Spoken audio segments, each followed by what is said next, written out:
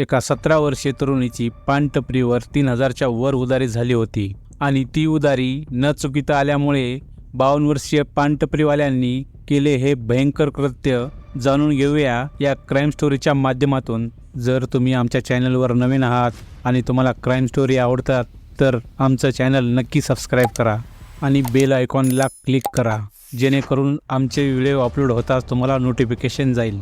मित्रांनो, ही घटना आहे दुर्गापूर या गावातील। या गावातलं जीवन नेहमी साधं आणि शांत होतं, मात्र एका साध्या पानठेल्यावर घडलेल्या घटनेमुळे संपूर्ण गाव हादरलं आहे। बबन रोहनकर या ठेल्याचा मालक 52 वर्षाचा साधा व्यापारी म्हणून ओळखला जात असे। मग मागच्या काही महिन्यात त्यांच्या मनात एक भयानक योजना तयार होत होती। या ठेल्यावर दररोज एक 16 वर्षीय मुलगी खर्रा खरेदी करण्यास येत असे।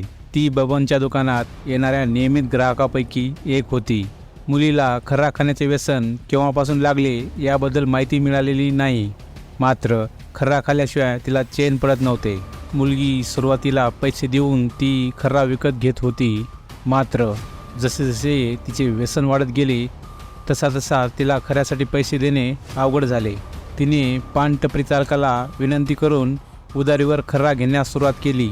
ही मुलगी कधीतरी पैसे देईल असे वाटल्याने बबनने तिला खर्रा उधारीवर देण्यास सुरुवात केली, मात्र उधारी वाढतच जाऊ लागल्याने बबन भडकला होता आणि त्याने मुलीला उधारीच्या पैशाबद्दल विचारण्यास सुरुवात केली। आणि एक दिवस बबनने तिच्यावर दबाव आणला, उधारी चुकवू नाहीतर तुझ्या वडिलांना सांगतो, असं धमकावत त्यांनी तिची भीती वाढवली। मुलीचं मन घाबरलं, कारण तिच्याकडे पैसे नव्हते आणि बबनच्या मनात एक भयंकर योजना तयार झाली होती व तो वासनेच्या नजरेने मुलीकडे पाहत होता। त्याने तिला पैशाच्या बदल्यात शरीराची मागणी केली। हे ऐकून मुलीच्या पायाखालची जमीन सरकली आणि ती खूप घाबरली होती, पण तिच्यासमोर कोणताही पर्याय नव्हता। त्यामुळे मुलगी या जाळ्यात अडकली। पुढील 3-4 महिन्यामध्ये बबनने तिला लॉजवर नेऊन तिचे लैंगिक शोषण केले। ह्या मुलीचे जीवन एक अस्तव्यस्त झालेले जीवन झाले होते। मुलीची घरात राहण्याची आणि बोलण्याची पद्धत पूर्णपणे बदलली होती। ती सारखी आजारी असायची। मुलीच्या वागण्यात झालेल्या बदलामुळे तिच्या आईला काहीतरी संशय आला आणि तिची पाळी पण चुकलेली दिसली होती।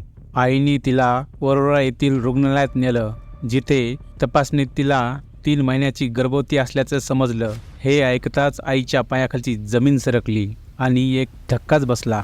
रुग्णालयातील कर्मचाऱ्यांनी हा प्रकार वरोरा पोलिसांना कळवला, पण ही घटना दुर्गापूर पोलीस ठाण्याच्या हद्दीतील असल्याने त्यांनी लगेच दुर्गापूर पोलिसांना माहिती दिली। पोलीस निरीक्षक लता वाडिवे यांनी तातडीने हालचाल करत बबनला ताब्यात घेतलं, पण या गुन्ह्यातलं अजून बरंच काही उघड होणं बाकी होतं।